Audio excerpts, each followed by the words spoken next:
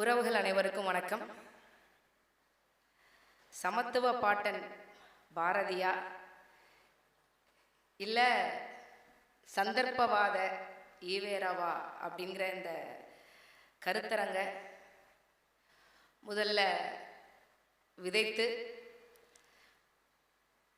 அதை எங்களிடம் பொறுப்பை கையளித்த நாம் தமிழர் கட்சியின் தலைமை ஒருங்கிணைப்பாளர் எங்கள் அண்ணன் செந்தமிழன் சீமான் அவர்களுக்கும் ஏனைய கட்சி மாவட்ட மாநில பாசறை பொறுப்பாளர்கள் அனைவருக்கும் இனிய மாலை வணக்கத்தை கூறிக்கொள்கின்றேன். நம்முடைய மொழி ஞாயிறு தேவனைய பாவாணர் அவர்கள் சொல்றாங்க. என்ன சொல்றாங்க அப்படின்னா, தொன்மை, முன்மை, எண்மை, ஒன்மை, இளமை, வளமை, தாய்மை, தூய்மை, செம்மை, மும்மை, தனிமை, இனிமை,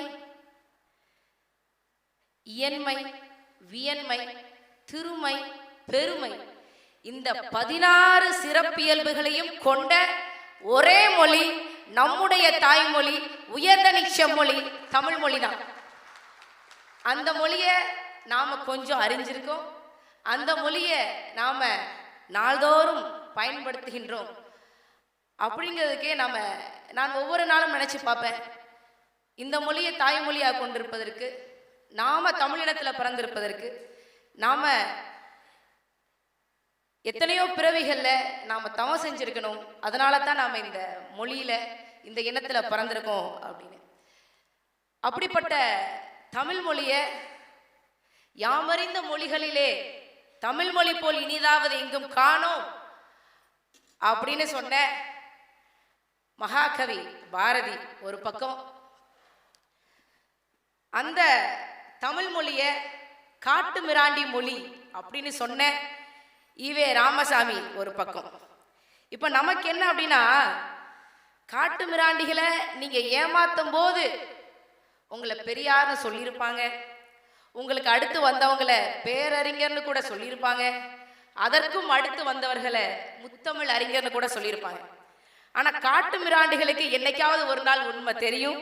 அப்ப காட்டு மிராண்டி அடி எப்படி இருக்கும் அப்படிங்கிறத இந்த ஈவே ராமசாமி கூட்டத்துக்கு நாம தெரியப்படுத்தணும். அதுக்கு தான் இந்த கருத்து. காட்டு மிராண்டி அடி என்னன்னு காட்டணும்ல, அதுக்கு தான். உங்க வரலாற்றை எடுத்து உங்களுக்கே போடும். ஈவே ராமசாமி உண்மையிலேயே பிராமண எதிரியா அப்படின்னு சொல்லி நம்ம கேட்டோம்னா, அதுலயும் அவர் ஊதி பெருக்கப்பட்ட பின்பம் போலி பின்பம் அப்படிங்கிறது நமக்கு தெரிய வருது. ஏனென்றால் உங்க எல்லாத்துக்கும் தெரியும், பிராமணர்கள் தேர்தலில் போட்டியிடும் போது அவர்களுக்கு ஆதரவாக நின்று வாக்கு சேகரித்தவர் ஐயா ஈவே ராமசாமி அவர்கள்.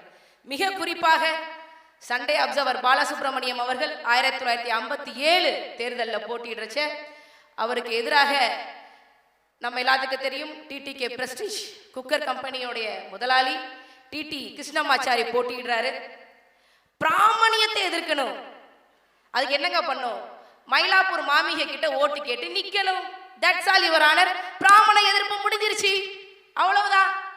இது மட்டும் இல்லை, டிடி கிருஷ்ணமாச்சாரிக்கு மட்டும் இல்லை, ஆர் வெங்கட்ராமன் என்ற பார்ப்பானுக்கு பிராமணனுக்கு ஓட்டு கேட்டு நின்றவர் ஈவே ராமசாமி.